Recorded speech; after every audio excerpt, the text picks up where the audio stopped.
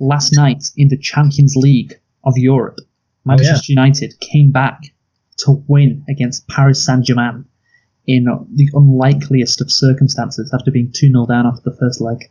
What a glorious night of football it was. I saw a meme on Reddit, as the kids are calling them, and it was like a yellow vest hooligan causes upheaval in Paris or something. I don't know. And then it was Andy Serkis, Manchester United's manager. Andy Serkis. Looks a bit like Serkis, yeah, he does. Yeah. That's what I call him every single time. And you know what? Actually, I'm really annoyed because I can't remember his real name because I always call him Andy Serkis. Ole Gunnar Solskjaer. Oh yeah, he's got a weird name, hasn't he? That's it. Well, it's not weird. It's a bit weird.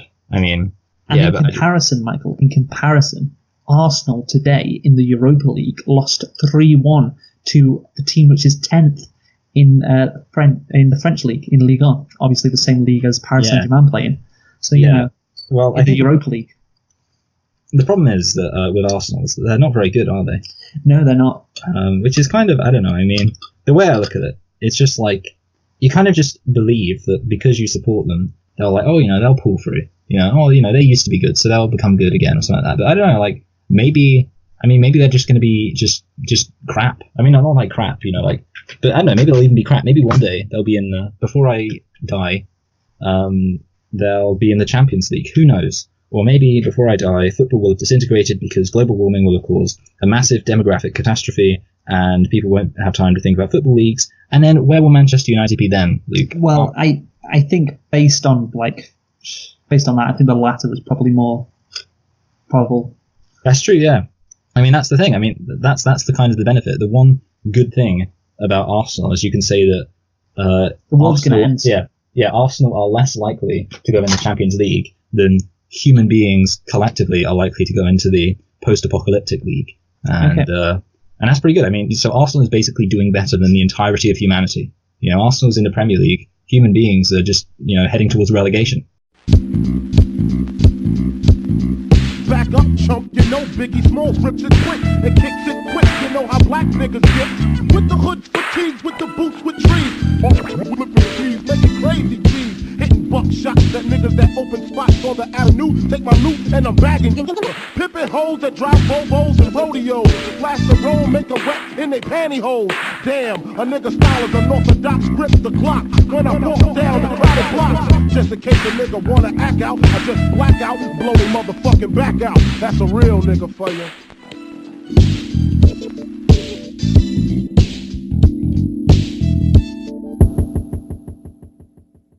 Hello and welcome to Select and Reflect, the movie review podcast where we look at films that have come out relatively recently at the cinema and see if they still hold up upon a second watch. I am your host Michael, and I'm joined as always by my co-host Luke, and this week we are looking at Steven Spielberg's classic The Post. And we will be doing it's a shame this film wasn't really bad, or else we could say it was a post-mortem. Let's pretend it was really bad. Let's do a post-mortem on this terrible flop, Luke. Well, we can still do a post-mortem on it. I mean, it doesn't mean it's bad. Yeah, I guess it's just over. Yeah. Yeah. Anyway. Yeah. This film gave me the post-natal depression. Wow.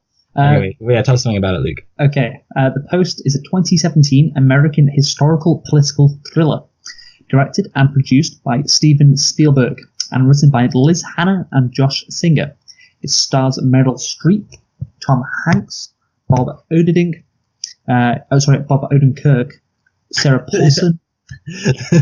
What? Odenkirk.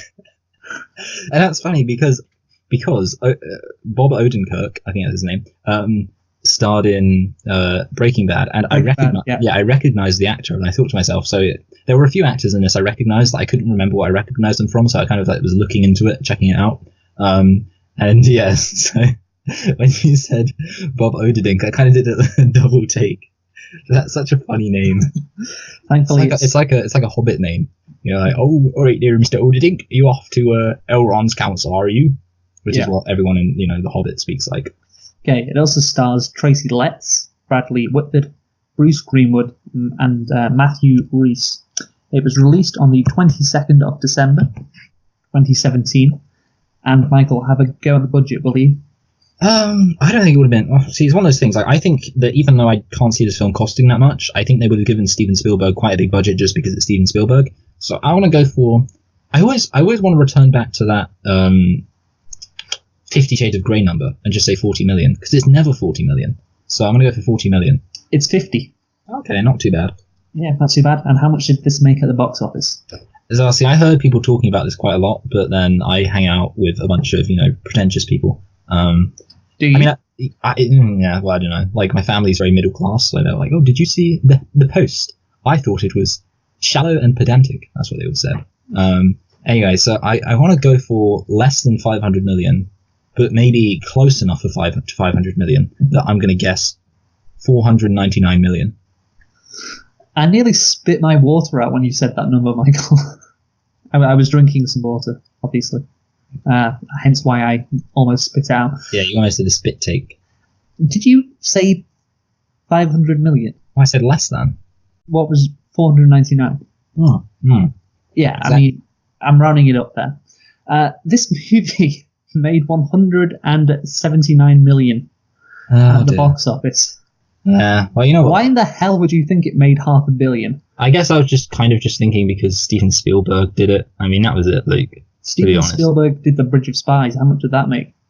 not much. Like, I'm Actually, sorry. That's a good question. How much did it make? I'm going to find out. Oh, that means I'll remember this for when we review Bridge of Spies, and then who will be laughing at my overestimations? We'll never review Bridge of Spies.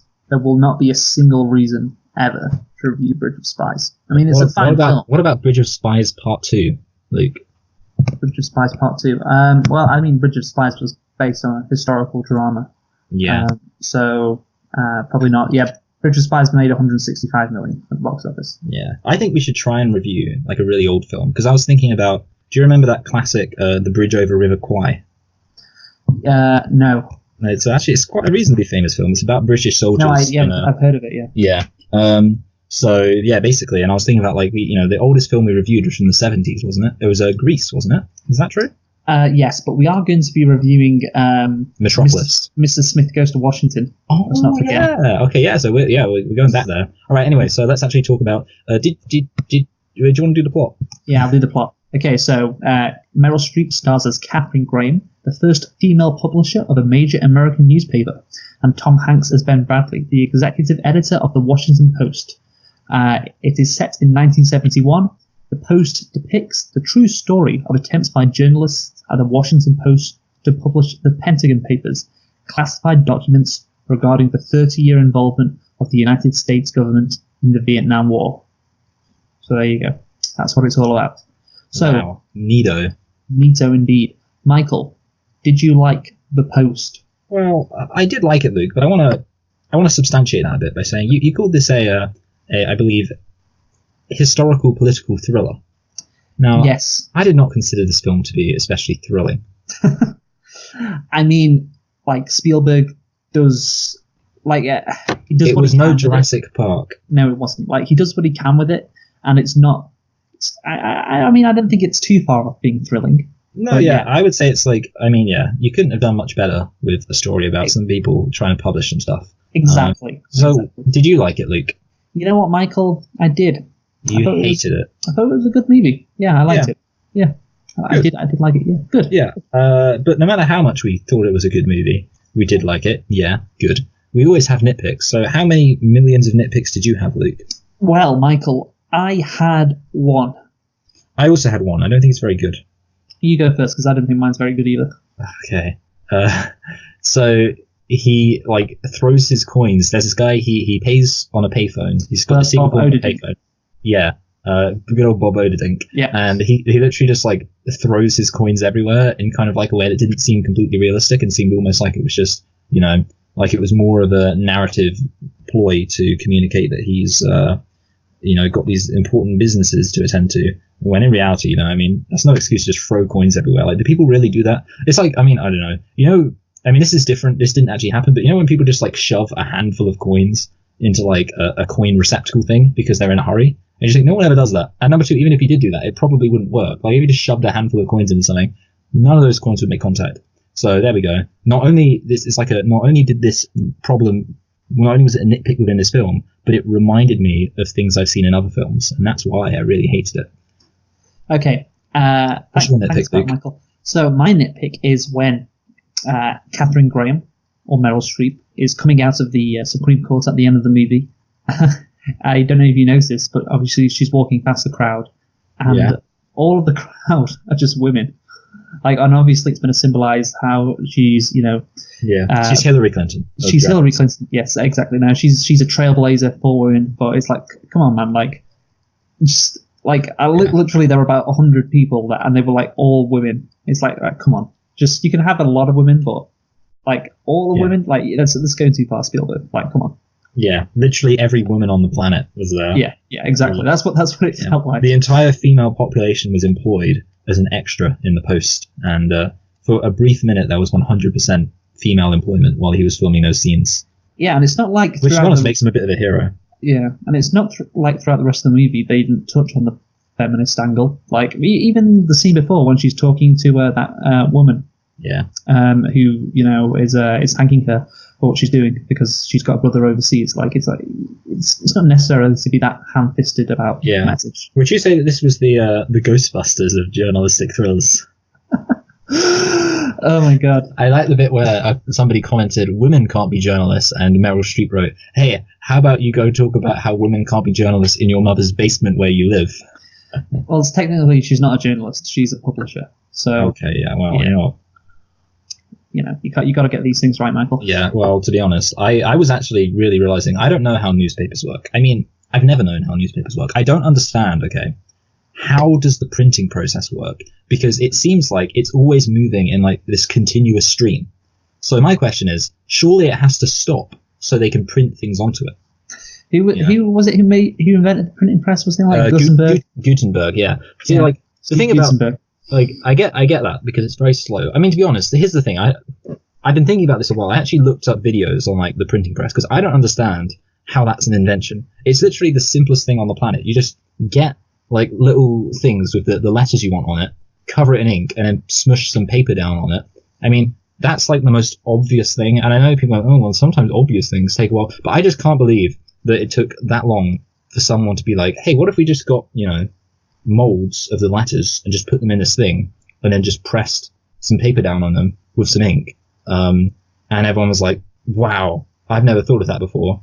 I mean, I guess... Are you saying everyone was idiots? Yeah, basically I'm saying everyone before Gutenberg was just like so... I mean, to be honest, okay, here's the thing. Like, I think the main thing really was was that paper became more abundant. Because, back in the day, like that's the real thing. Because, I mean, there was a very small period. I guess that's probably it. I think that's it. I think that's what... I mean, I don't know. I'm just saying that basically I think... Because they used to not have much paper because paper was very expensive to manufacture. And I'm guessing what happened is that sometime shortly before the Gutenberg press was invented, they found a way to make paper more abundant. And because of that, the need for the printing press came in. But the thing is, like, that's my assumption. That's the only reason I can think of why it took somebody so long to invent the printing press. Because up until that point, there just wasn't masses of paper. Because, I don't know. Because how, like, back in the day, like, they had each scribe just had one sheet of paper, and that was supposed to last them the year. It's like, don't use up your one ration of paper, and that's why they just spent ages doing all this fancy calligraphy. I think we're a bit off track here, Michael. Anyway, so the post. Yeah. Let's talk about the plot. First things first, Luke, I thought this was going to be like a Vietnam film, and it obviously kind of was, but I just feel like it's been ages since I've seen a good Vietnam film. What do you mean it was going to be a Vietnam film? Well, you know how like in the first scene, it's like, I mean like a Vietnam War film, I thought, it was going to be like they were posted to this place, and it's like you've been posted here. Is that a thing? You get like in the military. Or with Meryl Streep and Tom Hanks. Yeah, like Meryl Streep's fighting the fucking Viet Cong. Yeah, I thought it was going to be, and maybe they fight them with newspapers, or maybe they'd be like a kind of mobile reporting squad, like Good Morning Vietnam, starring Robin Williams, rest in peace, where the whole thing is he's a radio disc jockey. I thought this would be like. Good Morning Vietnam, but with words instead of, well, not words, with the printed word. Okay, so now talk about the actual plot then, Mike. So eventually what happens is, of course, in fact, actually, dare I say, oh no, okay, yeah, I remember now. I was going to say like that first scene doesn't really have anything to do with anything, but I guess it kind of does. But it doesn't have that much to do with anything. So obviously... it just sets it up, doesn't it? Yeah, because you find out there's a CIA, or not, he's not CIA, is he? I'm being stupid. Some kind of dude who's got long hair. That's the only way they identify him. Who's there, and then there's the Department of Defense. Yes. I'll tell you what. He's What a if, military analyst, I believe. what if he just got shot? Wouldn't that suck? You know, because he was out there with all of this violent stuff going on. He just got shot. The whole film wouldn't have happened. But yeah, Well, so I imagine they'll get another guy. Yeah, but he Yeah, might not that's have true. leaked it. Yeah, whatever. Yeah, maybe. yeah, that's true. Yeah. Anyway, so he goes back, steals some stuff, important documents, and the basic idea of the documents is that they knew about how Vietnam was not good all along. Does that make sense, Luke? Yes. Yeah, and therefore the entire film is basically just a combination of them trying to get, Tom Hanks mostly, trying to get these documents, these elusive documents, and then also, I was going to say Bill Clinton, Richard Nixon, being like, you can't print these, it would make me look bad. Yeah, I can't really do the. You know what? It's because I'm wearing headphones that aren't very securely fastened on my head, so it just wouldn't end well. That's basically the two things that happen. Weirdly, the fact she's a woman doesn't actually. The fact she's a woman is almost incidental, but it kind of just means that the board members are like, hey toots, why don't you let the men handle it and spin around when you leave? Yeah. And, yeah. I mean, obviously. And they'll go, ow. I mean, I don't think her being a woman, that's just her kind of thing. Like, it doesn't actually impact the plot in any way. Like, I don't think any characters do anything that different to what they would have done if she'd been a man. But yeah, that's her own. Like, obviously, like I said, she's a trailblazer, being the first female head of a newspaper in the United States. But yeah, I mean, as for the plot, like, it's. I think if you're interested in this stuff, you'll like it. But obviously, I mean, some people aren't really interested in political, historical films like this. Obviously, I mean, it's like I say, it's interesting because of what's going on. If you don't care about this stuff, you will be bored. But I'm interested in this stuff, so that's why I like it. Yeah, that's the thing. I was worried, just to say, like, about the fact you said it was about the Vietnam War. And I was like, is this just going to be a movie basically about how the Vietnam War was a shit show and how it was awful? Because it's like, everyone knows, like, it's well documented that, it's Vietnam War was really bad and they lied. Why do you hate America? Yeah, I know, exactly. But then it does morph into press freedom, and that's more interesting. It's more relevant as well, especially to today, Michael. So yeah, but I'm very glad the movie went in that direction and it became something about press freedom, which I guess is what happened in real life. So yeah, real life made this movie more interesting, I guess. Yeah, I think here's my thing on this film. It's what I was thinking, and I wasn't sure if I was going to use it as a take, but I think what you said there, it's given me that motivation to really just commit to using it as a take, and that is that, in a way, this film is kind of like just a fun history lesson. In that basically, the main thing that I got out of this film was just being like, oh, that's interesting. Oh, I didn't know that. That was the, I mean, obviously, so the idea of like this big conflict between the press and Nixon, I was like, oh, that's fun. Yeah. But, I mean, obviously, you and I are interested in politics. Yeah. And obviously, this movie is, I mean, if you're interested in politics, I guess, and especially in America, which I am, and I know you are as well, like, it's right up your street. You'll really like it. Yeah. And you're right, Ed. The summary of it being a fun history lesson. Yeah, it's totally accurate. Yeah, like I can imagine. I mean, I guess it probably wouldn't happen because I don't think there are any history modules that are this niche. But it's kind of like the type of film. I can imagine a teacher showing, a class of students. Obviously, like I say, this is a very specific subject, and therefore I imagine they probably wouldn't show this film. But I don't know, if you had some kind of weird hybrid that was the same lax attitude of a secondary school, but with the specified modules of the university, then in that weird hybrid school, the teacher would show the kids this film. Yes. I mean, this movie's already been mentioned, but and I'll mention it again later on in the movie.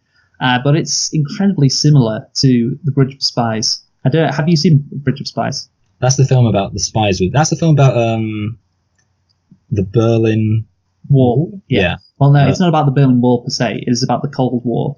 I guess the Berlin Wall is sort of involved. I haven't seen it because all I've heard is people saying Bridge of Spies, more like Boring of Spies. Yeah, so that's the thing. I am interested in politics. I'm interested in the Cold War. So I'd probably like it. That's what you're saying. You'd like it, yeah. And the difference is, I think Bridge of Spies is a slower paced movie. It's not as fast. Like this movie was described in the description as a thriller, and maybe that's what Spielberg learned from. Like there's a bit of backlash for the Bridge of Spies. Apparently, So Bridge of Spies was 2 hours and 22 minutes. it was. I didn't mind it. Like I said, I like slow movies. Yeah. So I was like, yeah, it's fine. It was interesting.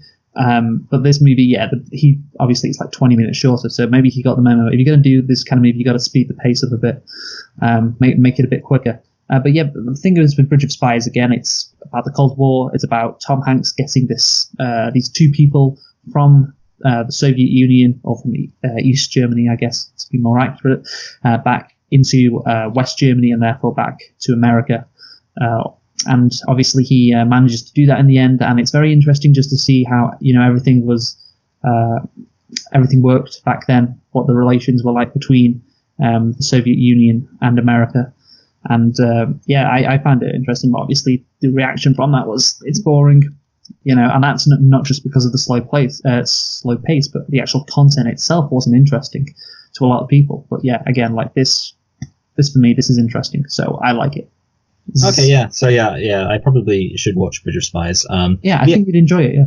But yeah, I mean that's the thing. Like basically, it's kind of really hard to evaluate the plot because I think the plot is very. I suppose the only thing you could say about it is it's kind of tight in that. It's very nitty gritty on this one particular topic. It's not like a film where they're moving all over the place. Lots of different things are happening. You could pretty much, this film, the entire film, in a different film that was slightly, more broad in its scope and less detailed and specific in its scope. This film could be like 2 or 3, maybe 4 or 5 scenes. Just like, hey, I got these details. Oh, I want those details. Let's get the details. Time to publish the details. Oh no, we can't publish the details. Yeah, we can. And obviously, it's kind of cool, good, interesting the way that is, expanded into a whole film. And I think, it's an interesting way to look at these characters and kind of the film didn't really feel very slow. And yet at the same time, the film didn't feel very slow. And yet at the same time, not that much happened. Which in a way is a bit of a filmmaking accomplishment. But yeah, well, no, exactly. Like I said before at the start, Spielberg, he really did his best. This is, really, really good. It's really competent from him. Like we said, there's not a lot of fat, to cut off. It's all interesting. It keeps you engaged throughout the movie, and like say Bridge of Spies might. And yeah, it's there's I think as well, which I appreciate. There is, you say there's not a lot going on, but I do like how each of the characters does have, for example, like Tom Hanks. He's got the motivation of he wants to like beat the New York Times. He wants to, make the Washington Post more than just a nice local paper. He wants to. He's got that motivation inside of him, and obviously that's displayed at the start when the Times gets the story and he's really pissed off. That kind of stuff. It's like it's nice to have in there because it's not just about the actual papers. There's stuff going on around that as well. Yeah, I kind of agree. On that note, though, well, actually, I'll say something else first. Yes, I do think that the different motivations, especially kind of the motivations of people who were sort of looking at it from a business perspective versus a sort of more idealistic perspective. So you've got these people who are like, it's about, we don't want the paper to go under, we want the paper to be financially solvent, blah, blah, blah, blah, blah. Yeah. And then the other people are like, no, it's about, and in particular the, I can't remember his name, Bob Oberdink. Yeah. Bob Oberdink's character, who he's like, really kind of saying, I just want this published. It's kind of like very clear from his performance, his actions that's his motivation, not fame or anything like that. He really wants, the information out there. Tom Hanks he wants to atone for his mistakes because again this was a nice bit when he's like he realizes that he shouldn't have got so close to JFK and his wife Jackie. And he has like this moment where he says, I didn't consider them sources, but that's what, he realized basically he was too close to them. And so he wanted to make things right. He wanted to be like, we got to hold the powerful to account. Yeah. And that is obviously the right attitude to have. So yeah, again, that was a nice bit as well. So it's all these little things which, like you said, Bob, Odin Dink's character as well.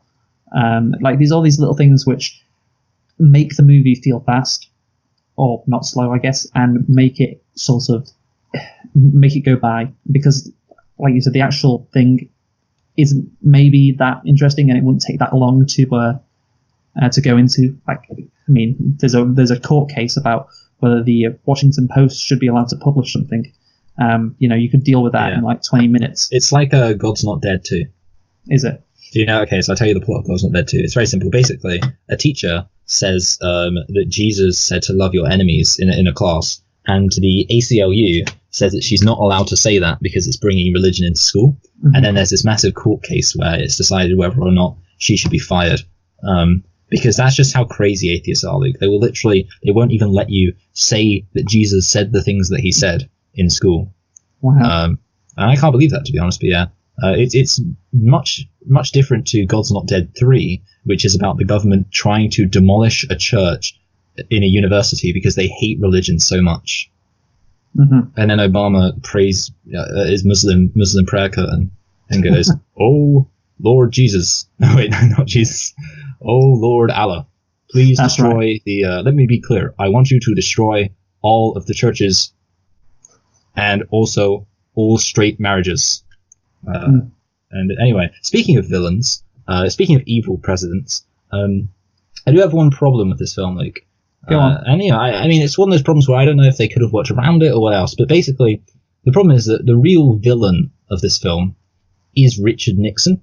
Yes. But the problem is he's a bit kind of just a disembodied voice, which makes it a bit like I don't know. I kind of think it would have been more interesting if they could have had this really horrible evil president and all his crappiness. Had scenes where he's walking around going, "I can't believe they're doing this. I'm so angry." I like it how they did it. I like it how they did it because he seemed like a distant figure. See, I'll tell you what it reminded me of. In Kingsman, when you've got like Samuel L. Jackson, he's talking to Obama and he's saying like, "Mr. Obama, we need to kill everyone on the planet," and it kind of zooms out and you just see like the back of Obama's head, but you can tell it's Obama because of his massive ears. Yeah. Yeah, it kind of reminded me of that. I mean, yeah, I don't know. Like, that's the thing. I mean, it's 50-50. I would say, like, from my perspective, it made the film less, like, emotionally stimulating for me, and I could still enjoy it because I was like, I know who Richard Nixon is. I can place this in the context of his character. But, yeah, I don't know. I mean, from my perspective, I still would like to have seen a bit more proactive villainy from the Dick. I think if you're watching this movie, and I think you know who Nixon is. If you're watching this movie, you gotta have a basic understanding of history in the 1970s. Obviously, it's a historical film. It's like, why would you watch it if you didn't know who Richard Nixon is? Maybe you want to learn. Maybe you're watching this because you're like, oh, I don't know anything about Richard Nixon. Let me see. It's not the place to start, really. Let me look up films that have Richard Nixon in them. Oh, The Post. That was my realistic typing. Yeah, I know. I actually wrote down, look, Fiamadula, that Janagri Gingia and the Hanol at U equals 90, QU 906, Q Ninigiopum. And the point is, Luke, that therefore they'd watch The Post and they go, who's this? Richard Nixon, this disembodied head? Yeah.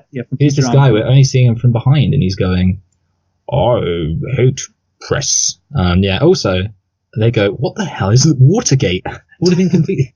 This film should have held... why didn't this film hold my hand and explain what Watergate was? That was actually... We should talk about that. Watergate was... how did you feel about that end scene when Watergate was looked at briefly? I think it was kind of ballsy to make a film about one of the much less significant Richard Nixon scandals and then have it end with the Richard Nixon scandal everybody knows about.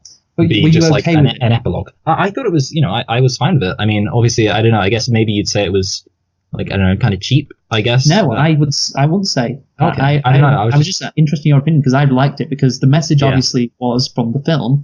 Like, one of the messages is like, journalism is very important. We need journalism because journalism holds the powerful to account. Journalism. What was that line again? Journalism is for the governed, not by the or not for the governors. I think. Yeah, that was it. Yeah. Yeah, and so then it leads into Watergate, and it's like, well, you know what? This right here, what happened, is important because guess what? Without the press, Richard Nixon's corruption never would have been revealed. I don't know if you've seen the movie All the President's Men. No, I've heard of it. Yeah, it came out in '76. I want to say. I think it was the Washington Post as well who did it, or was it the Times? I think it was the New York Times. I don't know. It was one of the two. And so basically, the movies felt very similar. Of course, they're based in the same era, got the same clothes, same storylines, same sort of I guess themes. But yeah, they were both incredibly similar movies. But yeah, it's important because it's like what happened in this movie directly led to Watergate. So obviously, would you say this was the Rogue One of political journalist thrillers? You know what? That is a good comparison, actually. So basically, freedom of the press is the Death Star plans, and Watergate is the Death Star being blown up. Yeah, exactly. The Death Star is Richard Nixon's presidency. Yeah. And Luke Skywalker is Dustin Hoffman. Yeah. And, that's the guy. That's the guy who plays Carl Bernstein in All the President's Men. Here's my problem, Luke. Okay, was it Carl Bernstein? Is it the other one? No, I think I got it right. Anyway, continue. Yeah. So here's my problem, Luke. Nowadays, everybody's like too keen to make these political dramas. Like, did you hear? I don't know if you even saw it. I did see it. The Brexit. What was it called? It was basically a political film about Brexit. Did it star Benedict Cumberbatch? Yes, Benedict Cumberbatch. Yeah. I don't think it was a film. I think it was a series. No, Luke. I saw it. It was a TV movie, and it was feature. Right. I think it was feature length. I'll have to remember what it was called. But anyway, basically, it was like literally like the Bad Boys of Brexit, or was that something else? Oh, you know, I'll have to find out because it's called Brexit: The Uncivil War. And I'll tell you its running time, Luke. It was exactly an hour and 32 minutes. They knew what they were doing. Political strategist Dominic Cummings leads a popular but controversial campaign to convince British voters to leave the European Union from 2015 up until the present day. So basically, the thing is, it's literally like a political thriller with like all of the different people, vying for power. Like they don't like each other. Like, hey, you, I hate you, blah blah blah. But the thing is, it's literally being made before we've even left the EU. And I'm just thinking, like, have some patience, dudes. Like I don't know. So that's the thing. Like I'm really worried that we're going to kind of get like before Trump's even been indicted, we're already going to see some kind of a equivalent to this film, but it's going to be about how the Cohen investigation. Yeah, I mean, All the President's Men, like I said, came out in '76. That was after Richard Nixon got impeached, which was 1974. And the book, I think, was based off a book, and the book probably came out around the time of his impeachment. Yeah. So yeah, the movie got made later. The thing with Brexit is obviously it's about 2 years later compared to the vote, but we haven't actually left yet. And yeah. It just feels a bit premature, and it's like they made that film about Julian Assange. They made that film about like the WikiLeaks thing. And I just think to myself, I want to see films about scandals that are at least 30 years old, just so I can be confident that I know that there's some perspective on this. Yeah. I think as well, when was that Edward Snowden film released?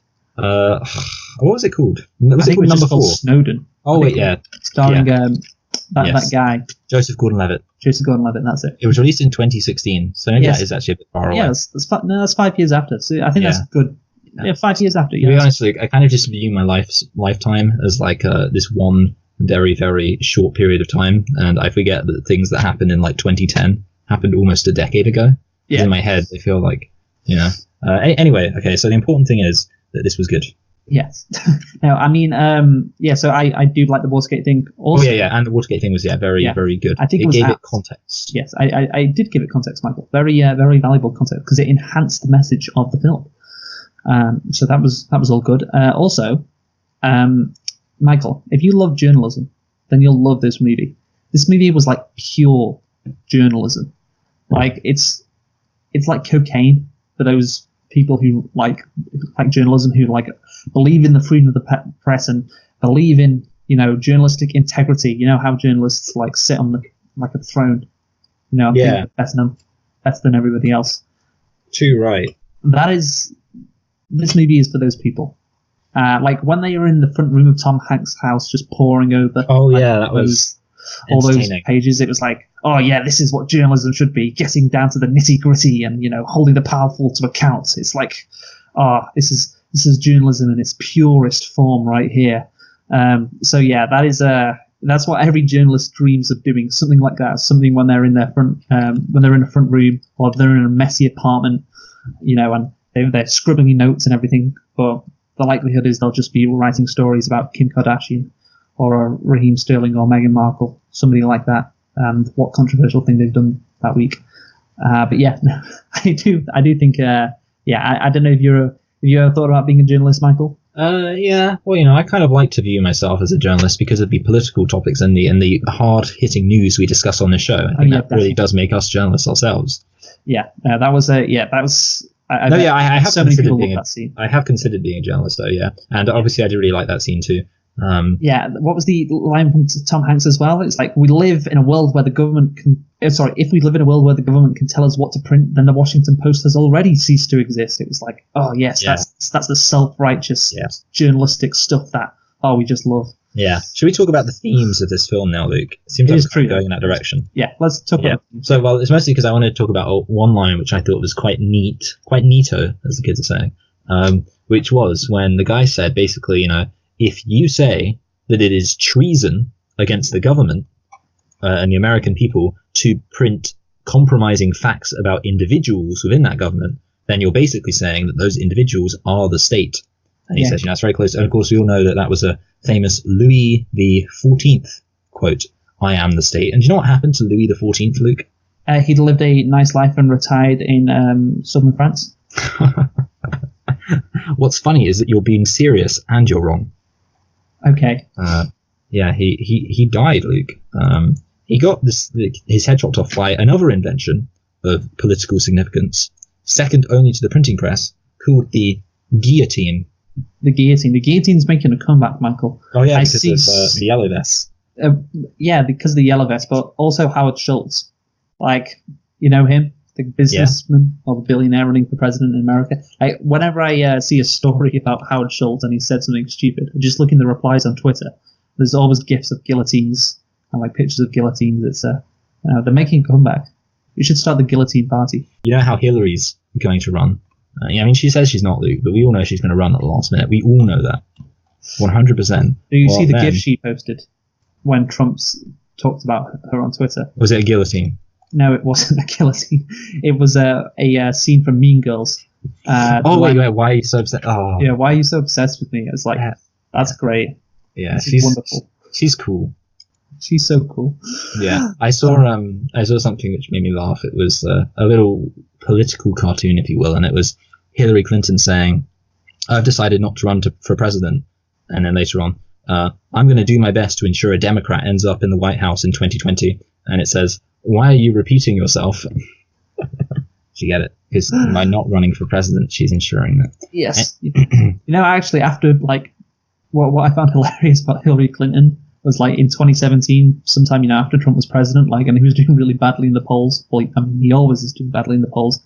There was this poll came out with approval of Hillary Clinton, and she was more unpopular than Donald Trump, even though she wasn't president. Well, who's worse, Donald Trump or the person who lost to Donald Trump? Well, a worse candidate. She did get more votes, but yeah. But yeah, that's true. Yeah, she did get more votes. Yeah. Yes, Queen. Anyway, so we get back to the important news, which is the theme. So yeah, like I say, the idea of it's just something that I really bothers me. It's people who don't understand that what really defines the difference between a tyranny and a liberal democracy is personal whim. Because if you live in a country where you can't attack the personalities that are in charge of you, that's when it's tyranny. If it's I'm fine with a bit of state secrets, as long as it's not the state secret is that we're all evil. That's not a state secret, Luke. Wait, what? Well, that's what I'm saying. The state. So this, here's the thing, okay, Luke. Okay. There is a balance in this film, and the classic example given, and this is the example that I think this film brought up, which is possibly one of the greatest things with which it should be credited, which is when the guy says, "Would you print information about the D-Day landings before they happened?" And that's an important thing, Luke, because that's the classic counter. Yeah, that's the counter, because if you printed, obviously, then it would ruin everything. And of course, the obvious answer to that is no. So what we know, Luke, is there must be some kind of balance in this. And basically, the argument of the people who are saying, "Oh, it's a state secret," is they're saying that these things in some way, pertain to national security. That, which basically all it's saying, well, the main thing it's saying, according to the thrust of the narrative, is that these guys, these succession of presidents, all knew that Vietnam was not winnable, and they all knew that they really didn't have any business going to Vietnam in the first place, and they kind of just ignored that because they, wanted to jump in there. Mhm. And that's not a state secret. That's just some people being dickheads. Yeah. Sorry, I can't say the word dickhead at my grandparents. It's just some people being nincompoops. There we go. That's much better. Yeah. Are you saying reasonable people can come to a reasonable conclusion about state secrets, Michael? Yes. Yes. Good. That's wonderful. Yeah. Yeah. What's your point then? Sorry. So my point is basically that what defines, what's printable is this actually like a thing that matters from a military perspective and something that, is very sensitive in the time? Or is this just about the individuals who hold power? And if those individuals who hold the power are able to, censor what's said about them, then as they say, if you live in a court where the jester can't tell jokes about the king, then that's a terrible court. Mm-hmm. Yeah. So basically, Let's clear it all up. yeah. So if you're saying like obviously you can still live in a liberal democracy and have the government not want you to publish things like the D-Day landings on your front page of your newspaper, essentially. Yes. Yeah. Yes. No, yeah. Definitely. Yeah. I think that's true. Yeah. It's a balance. There are lines like, for example, there's when Meryl Streep says to Tom Hanks, "Can you guarantee that no American soldier is going to be hurt by this?" And he goes, "Yeah." So clearly, like, they're even like the likes of Tom Hanks and Meryl Streep, who are on the side of publishing, were clear. If this does harm, any of our American soldiers, then yeah, we can't. Then we can't publish it. So yeah, I think that is key. You are right, and that is one of the themes in this movie. Yeah. Also, this film's about family. It is about family. This film's about journalistic integrity, and that's what makes it so special. It is about journalistic integrity, as we've discussed. That's kind of a theme as well, I guess. Journalistic integrity. I mean, it does tie in to the White House right now. Obviously, there was the line given by that guy, you referenced it before. Like he was basically saying, So he was saying like Lyndon Johnson was saying that any criticism of the Vietnam War was treason, essentially. So the guy was saying on the TV that Lyndon Johnson was saying that he is the state, or I am the state, because it's his decisions that are being criticized, and so therefore like you can't criticize him because he's the state. That's the argument Lyndon Johnson was making, or something like that. But basically, obviously, that's the argument. It can be related to modern times with Donald Trump. Because obviously he famously does not like criticism of himself. And just like Kanye West. Yes, and he does call all criticism or negative stories fake news. Yes, that is right. Yes, he doesn't think that it's either one of the two. It's either like he genuinely is so deluded as to think like all negative stories are fake. But I don't think that's he's not. I don't think that's the case, because I think he just wants to make sure that everyone thinks all negative stories are fake, and he knows they're not fake. Yeah. But yeah. So I don't know. The thing about Trump is that he doesn't seem that dumb, and yet like a lot of what he does is quite clever. And I think it's genuinely just like he is just naturally good at manipulating people, and because he's naturally good at manipulating people, he doesn't have to be smart to do it. A smart person would have to kind of think about it. He's such a weird combination of manipulative and dumb that he's just a power to be reckoned with. Well, he's a con man. That's the thing, and con men, they're not smart in particularly, are they? They just know about what buttons to press and how humans act. So yeah, that's Trump. But yeah, so that's how it relates. That line in particular, I thought the guy saying that Lyndon Johnson was saying, "I am the state," and that should never be allowed to happen because we live in a democracy. Blah blah blah. That line related to modern times with Trump the most. I yeah. Yeah. Anything else to talk about, Michael? Themes. I feel like there was something. Oh yeah, okay, yeah. Well, I don't know. Yeah, I kind of just wanted to say that it was kind of just repeating what I already said. That I liked how this film was, a bit balanced. Obviously, it was just a small thing, that small remark. But I kind of just wanted to reiterate that I thought that was very kind of refreshing, because they could have just made this film, hey, do you know what's great? Just journalists being allowed to say anything they want, and then yeah, I guess so. It's a bit like that episode of South Park. Oh, is it? Yeah. Explain to me. Okay, well, I've been thinking about this a lot recently. You know how people say South Park makes fun of both sides? And you know how that isn't really true? Because there's a consistent, it's like, really, they make fun of both sides in the sense that they make fun of some people on the left and some people on the right, but they still have their very clear biases that they don't make fun of. Well, I always think about the episode, and it's all about the Al-Qaeda says, you can't draw Muhammad or else we'll blow you up. And basically, there are three positions in it. There is the people there's Al-Qaeda who don't want to draw Muhammad or else they'll blow them up. And then there are all the people who are like, we're so scared, we're just going to not draw Muhammad. And there's a scene where they literally bury their heads in the ground. And then there's Cartman, who also doesn't want them to draw Muhammad, but he doesn't want to do that because he knows that by censoring their show, they'll ruin their show. And I was thinking about it. I've been thinking about it a lot, and how basically the one position that's missing from that is the idea that maybe they should just, not draw Muhammad, because that would be needlessly offending people who haven't done anything wrong.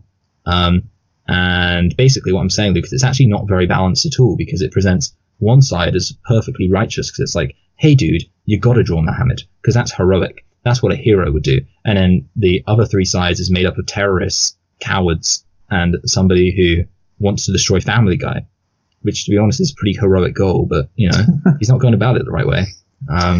Yeah. So basically what I'm saying, Luke, is that this film is better than South Park. Oh, yeah. It's balanced. It's fair and balanced. Oh, you know what would be good? Like this, but about Fox News. This film, but, like Fox News being like, we've got to prove that Obama is a Muslim. I have sensitive information pertaining to the fact that Michelle Obama is a man. Just looking at it. Look, it kind of looks like a bulge, boss. Oh, this is the scoop we've been waiting for. I don't think Fox News actually peddled the idea that Michelle Obama was a man. No, I just want to see like the head of Fox News just sitting down in a boardroom, just with like smoking a cigarette and just staring at Michelle Obama's bulge, and just like, God damn it, let's run this thing. And like he stamps his fist on the table. Or like, I've got some information on the war on Christmas. People are trying to cover it up. Look at this. Every president has said happy holidays. If we expose this, things will never be the same. Classic. Brilliant. Fox News, eh? Imagine just like knowing, just waking up every day and being like, man, we just don't care about the truth, do we? That would suck. Yeah, it would suck. Yeah. Unless you're making loads of money. Yeah, I guess so. I mean, that's the thing. Would you sell your soul for some money? I guess for like it depends. $320,000 a year. Oh, well, I don't know. I mean, I'd probably like a part of it, or maybe I'd rent it. I think I'd rent my soul for that much. All right, that's what some people on Fox do. They kind of. I think because I would like to do a Megyn Kelly, where it's kind of like I spend ages pushing, the whole Santa Claus is white thing. I love Alice, that's she's remembered for. Yeah, and then now she's like I think she's with NBC. She's like with a. She got fired from NBC. Oh really? Was that recent? Yeah, it was like a few months ago because she defended blackface, which is kind of ironic considering what's happened recently. Okay. See, what I was going to say is like because Megyn Kelly, her whole thing was she was with Fox News, and then she obviously what's the word? Went to NBC. Yeah, she went to NBC because she was critical of Donald Trump. So I mean, I don't know what order it will happen in, but yeah, she kind of like was all I hate Donald Trump, and then she joined NBC. According to this, on January 11th, 2019, Kelly announced she would be back on television in 2019. According to TMZ, Megyn Kelly says she'll be back on TV this year, and she's getting a new dog. Love it. Brilliant. Well, classic I imagine TMZ. She will be. Maybe she goes. I don't know where can she go though. I don't know. I mean, like The Wire. The what's his name? Glenn Beck's. What Tommy Lahren is on. Tommy Laren's on Fox, though, isn't she? Is she? She was on The Wire. I don't know if it's called The Wire. You need to catch up with your right-wing hacks, Michael. You're very much behind. So, do you know Glenn Beck? I do know who Glenn Beck is. The guy with the blackboard, yeah. Have you ever just seen all the videos of him just crying? No. He just cries so much. He just like starts crying. Sometimes I just think about the freedom in this country and the founding fathers. No, Yeah, wasn't I thought I heard he was mentally ill. really? I swear he was mentally ill, and now, like, when he was doing all that kind of stuff and when the right wing loved him, he was actually diagnosed with some mental disorder and was taking pills to get better. That's okay. Well, in that case, I feel bad. But more importantly, though, what I don't feel bad about is how hilarious this is. One of the awards he won was the Defender of Israel Award from the Zionist Organization of America. What a cuck. Anyway, Michael, we should get back to the Post. Yeah, the We Post. really should. So the thing is, this is the problem, because the thing is, like, this film, there's not that much to talk about. I know it's not there as if, isn't. you know, I mean, and that's the thing, like, I don't know, we could have easily made this, like, so short. If I just cut out all of the pointless asides, this would be very short. And the thing is, like, yeah, it's not a bad film, but there isn't, you know, much to analyze or analyze. We probably could have, you know, done a double biller if we were planning ahead. We could have done Bridge of Spies with this. Like, think of all the things we could have done, but we didn't. I don't want to do British Spies, Michael. We could have done I'll talk about that film. I'll tell you what, I'll talk about it now. We could have done Spotlight, which is really important, Luke, because Spotlight's a very good film. It is a very good film. Again, it's Yeah. a very, very similar to this. I think Spotlight's a better film, but again, it's very Yes, similar. Spotlight's significantly better, partially because of, you know, I mean, the thing is, like, a lot of it does come down to just the source material, you know. Yeah. But, you know, I mean, that's the thing, you know. If a film handicaps itself by having not quite as interesting source material as it is, the best you can say is, hey, you know what, that was a good film. Well done, Steven Spielberg. You turned this into a good film, but you know what, it's still not the world's largest organized church bumming little kids. Yeah. So, Well, that's the thing. Like, I mean, it's a newspaper movie. How much can you do? Like you can, like I said, I like Tom Hanks's character, his realization that he needed to stop being so close to the powerful people, and you know, I liked the feminist angle with Thingy Majigany, what she called Meryl Streep. That's another thing that we need to talk about. The movie was putting out very much how things were bad in the 1970s in terms of except for women's disco. rights. Now things are much better, thankfully. Except for disco. Except In both cases. Yeah. Both that disco was better and now it's worse. Yeah, I mean, that's the thing, like, this film, I guess, yeah, I mean, obviously the thing is, like, on the one hand, yes, this film is about, you know, that word I'm looking for, is about, yeah, exactly. But at the same time, Luke, okay, here's the thing, have things improved that much in that regard?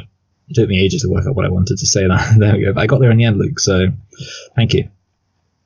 What do you mean? How So what I'm saying, like, is, you know, are people really that much free now? Or maybe, okay, here's my twist. Nowadays, it's not that there's too little freedom of the press. It's that now the press is free to print lies. So maybe, Luke, when you take that context into account, you come up with this even more interesting narrative. You just love controlling free speech, don't you? That's your dream. Yeah, exactly. I just You think love suppressing people.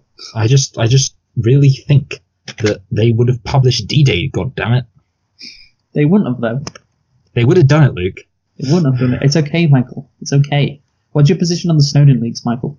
You pro Snowden or anti Snowden? Yeah, I guess I am anti-Snowden. I'm sorry, no, that was an accident.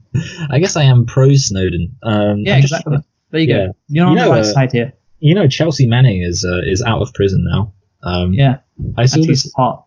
Yeah, well, that's the thing. I saw this like thing, and I remember seeing it. And someone's like, you know what? She's probably not actually a woman, and they've dressed her up. They're purposefully feminizing her as a punishment for spreading government secrets. That's great. That's great. Like, were they being genuine or? Yeah, no, they were being serious. Oh The my thing God, that's hilarious. is, yeah, basically they called Chelsea Manning a man, and everyone was like, you're misgendering her. And then he was like, I assume it was a he. They were like, hey, Buster, I'm actually being a hero because I don't think that Chelsea Manning really is a woman. I think that he's just a man who's being forced to be a woman by the state. So I'm actually being a hero by calling him a man. And I was like, you know what?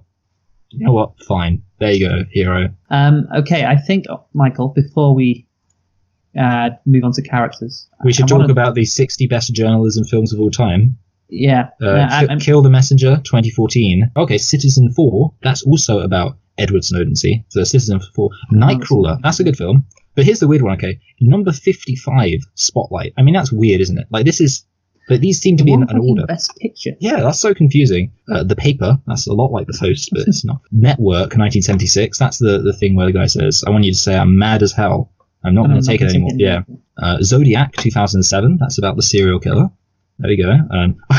Number 35, Anchorman, The Legend of Ron Burgundy. I mean, you know what? In a way, Bruno, 2009, I mean, this is ridiculous.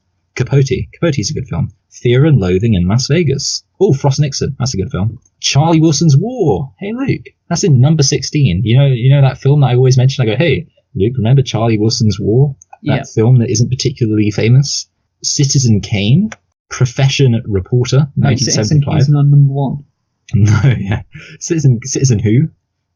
Killing Fields, I guess that's about Cambodia. All the President's Men, 1976, that's in number 3. Number 2 is True Crime, a nail-biting, which got 6.6 on IMDb. Your number 2 one, what do you want about? And number 1, do you want to know the best journalism movie of all time? The second Anchorman. No, that's not on here. I don't know when this film was released. Oh, this article was released. It's Absence of Malice, 1981. When a prosecutor leaks a false story that a liquor warehouse owner is involved in the murder of a union head, the man's life begins to unravel. See, that's about fake news. So there we go. Yeah. Anyway, what did you want to talk about? No, just the point you've made is like newspaper movies. I mean, they're limited. It's like detective movies, and they're just limited.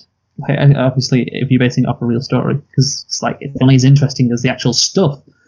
Like, yeah, the only exception is horror movies, because they just make stuff up. They're just like based off a true story, and it's like, and then the gates of hell opened. Yeah, I know. Yeah. So there we go. Yeah. So if this was a horror film, it would be much more interesting. And what you said before was right. I mean, the Catholic Church having sex with kids is probably more interesting than, oh, guess what, guys? Vietnam was a total fuck up, which you could probably tell from like 1968 onwards. Yeah. So yeah. Anyway, it's like if someone made a film now that was like, "Hey guys, did you know that Iraq was a bad idea?" And we'd be like, "I'll tell you what, they should make a film about the Leveson inquiries." No, not Leveson inquiries. That would be so boring. Sorry, no, I didn't mean the Leveson inquiries. What was the one about Iraq? Oh, I don't know. Blair Charterhouse? I don't know. Yeah, I'm confused. I'll find it out anyway. Luke, say your thing, because I interrupted you. When I said you did. You fucking did. So I think this movie, Michael, I think we need a new ranking. More like a new wanking. On a scale of 1 Chilcott report. There we go. I was close with Charterhouse. Anyway, I think we need a new ranking, Michael. I think we need a new ranking for movies that are Oscar bait. On a scale of 1 to 10, how Oscar baity is a movie when we are doing this kind of thing? Because I think this movie would be a 10 basically. It is incredibly Oscar baitery, if that is a word, and I know it's definitely not, but I'm posing the question anyway. So this movie, one of the reasons why this movie is Oscar baity is because who does it appeal to, Michael? Who does this movie appeal to? It appeals to academic types. Academic types, yes. Or kind of, upper establishment types. Establishment types. How old are these people? They're probably like over 55. Over 55, yes. What colour skin do they have? Probably a kind of like pinky beige colour. Yes, yeah, white. What is their political persuasion? They're probably liberals. Liberals or centrists. Maybe even neoliberals. Yes. And what would you say are the Academy's demographics in terms of age, colour of skin, and political persuasion? I think they are old white liberals. Yes, old white liberals / centrist liberals, all of that stuff. You know, this movie, obviously, I think why it appeals to old people is because it's obviously it's set in the 70s and there's like a lot of good journalism going on. It's like, oh, that's how it used to be back in the day, how good journalism used to be. You know, things aren't like that anymore, are they? And obviously, centrists and liberals like it because it's like, oh, it's the importance of the press. The press is incredibly important. You know, when they're making those self-righteous claims that, you know, I'm not saying they're not true, but those people, they eat that up. They absolutely love it. And obviously the white elements. Well, I mean, was there a black person in this film, Michael? I don't think so. No. Yeah, there wasn't a single black person in this whole film. Actually, there was a black woman. I know, there was. Yeah, I remember thinking, because I actually noticed it was a black person, so that kind of communicates the fact that there weren't many black people. It's great that when you notice there are different colours of skin in movies. Yeah, and you've got Tom Hanks, who Yep. obviously very famous actor who's but- well established and well But liked look, by these people. who else was cast in this film that's famous for being nominated for and winning Oscars? I can't think of Meryl anyone else in this film. Oh yeah, Meryl Streep as well. So see, this is what we're building up to, Michael. Like, just oh my god, so much Oscar bait. And then it's obviously Steven Spielberg. He does that schmaltzy, morally good thing, which we'll talk Yeah. about. What I want to get into Tom Hanks' Yeah. character. And the date it was released, Michael, it was released on the 22nd of December. So late. Oh, they were going for it. I've never seen a more Oscar bait movie than this. I have to Yeah, say. which is kind of weird because I don't think this really had much of a chance of winning. I say that now with Green Book. Yeah, with Green Book, Yeah, exactly. anything is possible. I mean, Green Book, fucking Shape of Water. I mean, I think this movie's better than The Shape of Water. Shakespeare in Love. Yeah, I mean, it could have won. What if it got I think it was just too Oscar-y and too baitery. It was too much. It was okay, you're taking the piss now. It was like the perfect Oscar movie that would win Best Picture. So they went too far with it, basically. Maybe don't have Meryl Streep in. Yeah, they flew too close to the sun. Also, Exactly. they had the kind of superficial, kind of inclusivity of it's a woman. Yeah, which, exactly. I mean, There you go. they usually do that with race. Usually it's hey, it's a black person. But they went for the old "it's a woman" thing It's this a time. woman who is incredibly rich and well off, but hey, look at that. She's Yeah, now doing stuff which you didn't already do. I know, it's a good message, I know, but yeah, it's that kind of message which the Academy loves so much, and so it was all set up. But yeah, like you said, they flew too close to the sun, Michael. That's a very good phrase. I think that's true. Anyway, should we get into characters? nah, I'm good. Really? Let's just sit down for 5 minutes and let's have some silent reflection and just make sure we can truly. I mean, it is called Select and Reflect after all, Luke. Do you have to go? Hey, I know. What if we called it? Okay, here's my thoughts. Okay, what if the logo for our podcast was kind of like a reflection of a film camera, like a camera up against the mirror, and you can see the camera and you can see the reflection. I mean, I guess. I mean, let's compare it to Well, our it's current certainly look. better than our look. Yeah, it's better than the one we have now. Just do anything. That's anyway. So basically, yeah, we should talk about characters. Okay, so Meryl Streep as Catherine Graham. As you said, she obviously the thing is with her, she's got that decision to make between is she gonna save the company or not save the company because it turns out the company's fine in the end, but is she gonna risk the company's future and is she gonna piss off all her rich chums? And it's really is she gonna be a proper publisher and somebody who respects the message of the New York Times, or is she gonna hang out with her establishment friends? Well, I guess the paper's still Yeah. establishment, but is she gonna what's it called, socialite? Yeah, people? socialite. That's Yeah, a good word. socialite. Is she gonna be a socialite, or is she gonna take her job more seriously? I guess, and she chooses the latter, which is good for her. That's her journey, and yeah, she's but there's Yeah, obviously the message. Sorry, yeah, go I on. was going to say one thing is she's kind of in a way passive, just in that it's basically she's sort of just like a stamper, a rubber stamper. She's just yeah. But I mean, apart obviously she's got her own journey to do. I'm just saying she's not as active as she could be, which is fine because people do things and they're different. I'm just saying that obviously it's kind of a different journey to maybe the conventional journey, and that it's Tom Hanks is doing most of the active stuff and other people are doing a lot of the active stuff, and she's just sort of going through this background journey about it, and that's kind of a maybe unique position for a possibly main character, possibly not main character, depending on how you define it, but maybe joint main character. But yeah, obviously she does have that character arc. That's what You you call got it. Tom Hanks as Ben Bradley. Now, this character, Ben Bradley, there's always a role in a Spielberg movie, and it's a very important role. It's like the moral character, sort of the guy who knows the difference between right and wrong, and the message of the movie is this guy is right. And it happened in A Bridge of Spies, Tom Hanks's character. He was the righteous guy in that one who... It's Alan Grant in Jurassic Park, Alan but Grant in then Jurassic Park. then it's Ian Malcolm in Jurassic Park: The Lost World, Yeah. because So, he has a kid, so he's happier now. in Bridge of Spies, he's defending this spy who obviously is from the Soviet Union, and he's defending him in the Supreme Court. And he's like, I'm going to defend him because I have to do it because it's the right thing to do because everyone in this country has the right to a lawyer and to be defended and the Constitution must protect him, blah, blah, blah. And nobody else would do it because, he's he's a Soviet spy. He's toxic and he gets his house bricks get thrown at his house and crack his window. So it's like he doesn't relent though. He's still standing up for what's right. And obviously that's what this Tom Hanks character, Ben Bradley, does in this movie. He's standing up for what's right. It's like we've got to print these papers because otherwise Nixon wins and the First Amendment will be crushed. It's just like Tom Hanks in Saving Private Ryan. Yeah, is it as well? Yeah, I can't remember what. It's just like Tom Hanks in Forrest Gump. Yeah. So yeah, that's the thing with this guy and at the end when he's in the room with Meryl Streep and they're talking about whether they should publish the paper. Meryl Streep kind of latches on and is listening to Ben Bradley's character, and then she kind of becomes the moral center, and she gives that speech about how the message of the Washington Post and there's really uplifting music in the background, and it's like that right there. That's the classic Steven Spielberg schmaltz, I guess. You got a better word for it? Oh, yeah, I think there is a term to describe that Steven Spielberg thing. I don't know. I might look up the term Steven Spielberg schmaltz and see if you've just stolen it.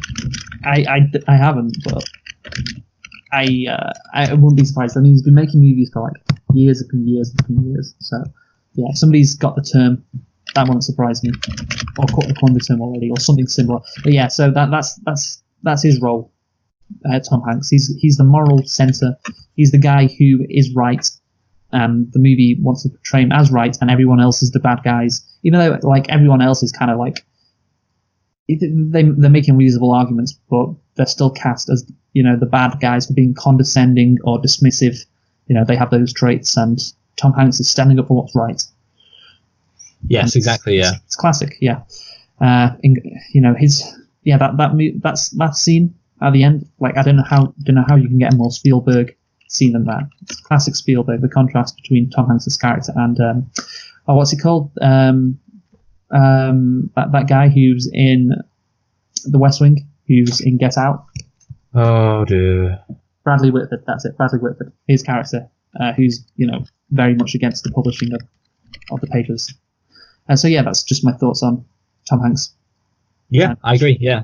He's that's definitely the character that he plays in this film. It's one who is very ideal. Yeah, I mean, like we said, idealistic. Yeah, that's a perfect word. Yes. Yes, which does recur in a lot of Steven Spielberg films, because most Steven Spielberg films are kind of quite crowd pleasing. Steven Spielberg, really? he's never made Lars von Trier's Antichrist. No, he has not. No, yeah, they're very crowd pleasing, idealistic. Very makes people feel better about themselves. That kind of stuff. Yeah. And that's kind of your generic thing. I mean, he's a good character, and I guess the thing is, like, you could say the other thing is, while the film is balanced, obviously having the whole you wouldn't print the D-Day stuff, it is worth noting that there is no character who represents that kind of journalistic freedom taken too far. So that even while the idea is suggested, it is then dismissed by the characters themselves. So in that sense, it's like, obviously the Post is shown to be pretty much entirely good. There isn't really any suggestion that they're going too far in any ways, and that's fine. So I'm just saying that's the way Steven Spielberg rolls. He doesn't usually have I think this is probably something that you could criticize some of his films for. He doesn't usually have very complex heroes, but having said that doesn't make the film less serviceable. And good Tom Hanks. Well, yeah, I mean, it doesn't, like this movie, Tom Hanks doesn't need to be complicated or complex, but yeah. Why would you have to go and make things so complicated to see the way you're acting like somebody else? Gets me frustrated. Yeah. By the way, Tom Hanks, he does sound like a Mike Stoklasser impression of an old-time person in the 60s, like his accent. Oh, see, we got a, hey, Space Cop, what are you doing here? Yeah, like, I noticed that. It sounds very similar. Obviously, he's putting on a voice, but it does sound like Mike Stoklasser. The future is so weird, Space Cop. You can't beat a woman. You can't forcefully make love to a woman? Yeah. Oh dear, Mike Stoklasser. Good. Anyway, so yeah. Also, one last point on the characters. Bob Odenkirk did well as Ben Bagdikian. Fucking hell. Oh, Baggins. Yeah, Ben Baggins, let's just say. And Bruce Greenwood looks so much like Robert McNamara. It's scary. I don't know if you've actually seen a picture of Robert McNamara. Well, wasn't he in the if I'm remembering who he is, I might be completely lying, so I'm going to check. Oh, no, okay, yeah, I am lying, so it doesn't matter. Yeah, okay, so wait, let me, so what's the character's name, the actor's name? Bruce Greenwood. But I mean, I don't know if he looks like that in real life. I'm just saying in this movie, Yeah, like Robert McNamara, he looks so much like him. yeah, it's good. They done good. Also, I like David Cross as Howard Simons because David Cross is from Arrested Development, so shout out to him. Yeah. You love that Arrested Development. Why don't you just I go love do the a, first 3 seasons. why don't you just go do an Arrested Development podcast? You know what, Michael? Maybe I will. Yeah, Maybe. that's a pretty unlikely maybe. Maybe. Yeah. If I will. Yeah. So that is it, basically. Do you want to sum up, Michael? You go first. Okay, yeah, let's see. So this film, like we say, it was a good film. It was, in some sense, a quite interesting film in that you had this actual genuine debate between, in theory, the press could be too free. On the other hand, the freedom of the press is important. However, having said that, there isn't really that much of a case to be made that there is any danger of the press being too powerful in this film, and there's no characters who really represent that. Nonetheless, there is still this challenge and this conflict over selling out and getting them Benjamins versus Wow. sticking to your principles and publishing the truth. Because you know what this is a fun fact. My grandma, her family has a family motto. So just put that in your pipe and smoke it. Her surname is Silverthorne, and the Silverthorne family motto is "The truth fears nothing." So true. So true. Yeah, exactly. So powerful. And that's the relevance of this film. The truth does indeed fear nothing. So just print that. Just print that thing, even if nobody wants you to. So that's kind of the main conflict. Obviously, you have kind of got some generic elements. It's the hero who is just like basically not really a bad person, and they learn to be even less of a bad person. So there is a lot of kind of basic kind of standard plot stuff. This film definitely isn't experimental and isn't necessarily pushing filmmaking to new and exciting places. Having said that, it did a very good job with the material it's got. If you like this kind of story, this kind of content with if the idea of a journalistic thriller makes sense to you, then you'll probably think, hey, this is pretty good. It wasn't exactly thrilling, but it was good. And with that in mind, I'm gonna rate it just above. I've been thinking about this for a while, and I've decided to change my mind just at the last minute. I was gonna rate it just above Zootopia. I actually think I'm gonna rate Zootopia just above this, just because I think Zootopia, it was kind of fun. So I'm gonna give Zootopia, but I'm actually gonna rate it above the Avengers. So I know you rated it's kind of funny because last week, we spoke about Black Panther, and you said, I want to give Black Panther an 8.5, but I also gave Avengers an 8.5, and I said, Luke, you should rate the Avengers lower. I have. I put it at an 8 now. Yeah. So anyway, and I'm going to rate it above the Avengers, below Zootopia, and also below Thor Ragnarok. And again, I just think Thor Ragnarok had some interesting things with visuals and fun and stuff like that. This film, it was kind of just there wasn't that much going on artistically. There wasn't that much going on character-wise, but it was a very effective film given the context and what it's about. And obviously, you might as well watch it. Like I say, if you want to learn something, then it's good. Okay, yes, so fair enough. I'll say this. This movie is very competent. Very competent. I mean, you compare it to The Bridge of Spies, a movie obviously similar, set in kind of the same time period, about 10 years earlier than The Post. It's also featuring Tom Hanks. It was better. Like I said right at the start, I think Spielberg learned from his mistakes, cut that under 2 hours. It is legitimately a thriller. I mean, you could have some debate over whether a journalism film is actually ever going to be a thriller, but it's fast paced, and it actually does a good job of keeping you engaged, keeping you interested. So that's very good, obviously. But obviously, if you don't like the content of the movie, if you're not interested in politics, if you're not interested in history, if you're not interested in First Amendment and talks about I guess freedom of the press, then you're probably not going to enjoy this movie. But if you want to learn something, then it's good, because I didn't have that good knowledge about the Pentagon Papers before watching this movie, and now I've watched it. Now I know all about the Pentagon Papers and what they were about. So there you go. You can probably just tell from the blurb whether you'll like this movie or not, because like I said, it is competent. And what you said before about Michael, there's not a an argument that was too much freedom of the press. What did you say? I said, I guess I said that position wasn't really like manifested in the film. I know I didn't use the word manifested, but I'm using that word now. Well, that's because obviously Spielberg is directing, so you have to have one point of view which is clearly the correct point of view, and it's clearly right, and it's morally right, and the other's point of view is wrong, and it's, and the people who support that point of view, obviously, like I said before, they're often condescending, they're just not nice characters. And so, you're not going to get like a complex sort of debate in a Steven Spielberg movie. That's just not going to happen. Because, like he said, he's idealistic and he believes in one thing, and there won't be any debate, unfortunately, in this movie. And so, Tom Hanks' character is right, and eventually, obviously, Meryl Streep's character becomes quote unquote right as well, and she knows what she has to do. I'm going to give this, Michael, an 8 out of 10. Because, like I said, it was enjoyable for me anyway. It was competent, and it's good. It's like the most 8 out of 10 movie I've ever seen. Yes, I agree. Yeah. Exactly. So until then. Yeah. Next week. Next week. I'll tell you what we're doing next week, Luke. This is my job. Now, right. I've worked out how this works. So I say what we're doing, and then you jump in with the until then. This all makes sense now, Luke. I finally worked it out. It's been a very long time. That's good. So we're going to be looking at Lady Bird. Also, Luke, because that will be all of the Best Picture nominees for last year, save one, which we have to watch. That's your homework, Luke. We've got to watch that. What is that film again we've got to watch? Phantom Thread. Yeah, we've got to watch Phantom Thread. But then Lady Bird, and then we'll watch all the Best Picture nominees, and we can say definitively which picture should have won. Although I think I already know what the answer is. But maybe, I don't know, maybe Lady Bird will surprise me. We'll see. So I was just going to say, by the way, this movie was nominated for. This movie was nominated for Best Picture and Best Actress. Yeah, it was kind of like, as far as films that we look at around Oscar time go, this film was a bit of like, two nominations. That's it. But obviously next week Lady Bird, and then we shall have watched, and we shall also watch Phantom Thread. So we've seen all the movies from last year, and we can come to a conclusion, and we can rank them all, and we can do it how it actually should have been, I think. Anyway, so yes, we have been selecting and reflecting on the post. Join us next week for Lady Bird. Who have you been?